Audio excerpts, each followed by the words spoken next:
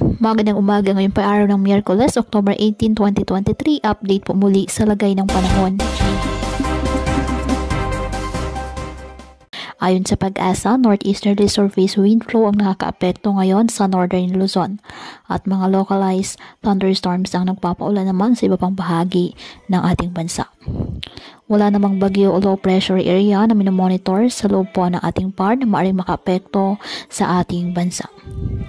Ngayong araw ang Batanes, Cagayan, Isabela at Aurora apektado po ng northeasterly surface wind flow kaya asahan po maulap na halangitan na may mga pag-ulan.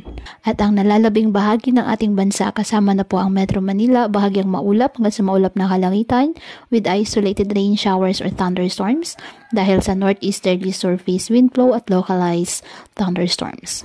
Kaya patuloy po na pinag-iingat ang ating mga kababayan sa banta po ng mga pagbaha or landslide lalo na kapag may malalakas na ulan at ugaliin po na magdala palagi ng payong o kahit anong panangga sa ulan kapag lalabas ng ating mga tahanan. At yan po muna ang update sa lagay ng panahon ngayong araw.